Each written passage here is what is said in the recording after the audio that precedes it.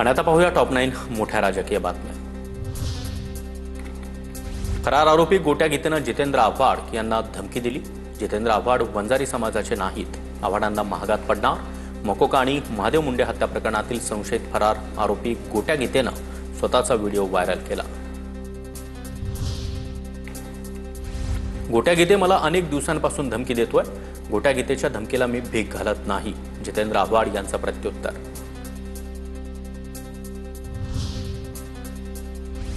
फरार आरोपी गोट्या गीते जगजाहीर व्हिडिओ देतोय। गोट्या गीते व्हिडिओतून धमकी देतो, मग कारवाई का होत नाही, बजरंग सोनवणे यांचा सवाल। सनातनी दहशतवाद मान्य करावाच लागेल। सनातनी दहशतवादाचं अस्तित्व प्राचीन काळापासून भगवान बुद्धाला छळणारे, संत तुकारामांचा छळ करून त्यांच्या गाथा बुडवणारे सनातनी दहशतवादीच होते, आव्हाड यांचं वक्तव्य। हिंदू दहशतवाद किंवा सनातनी दहशतवाद ही भाषा म्हणजे हिंदू धर्माचा अपमान।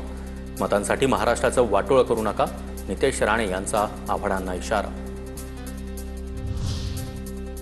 मालेगाव बॉम्बस्फोट प्रकरणामध्ये सर्व निर्दोष, मग दोषी कोण? आरोपी का पकडले जात नाहीत? स्फोट आपोआप झाला का?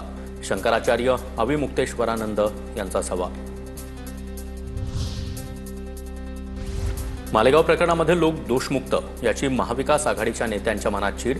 हिंदुत्वाला आतंकवाद बोलणाऱ्यांना मालेगाव निकालानं मोठी चपराक। राधाकृष्ण विखे पाटलांची महाविकास आघाडीच्या नेत्यांवर टीका। खुर्चीसाठी लढणारे आम्ही नाही, खुर्चीसाठी कोण लढलं हे सर्वांनाच माहिती। एकनाथ शिंदेंची उद्धव ठाकरे यांच्यावर टीका।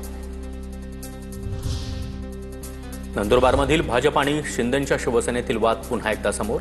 शिवसेना आमदारांकडून वरिष्ठांकडे खोट्या तक्रारी जात आहेत। आम्ही तक्रारी सुरू केल्यास महागात पडेल, विजयकुमार गावित यांचं नाव न घेता आमच्या पाडवींना इशारा।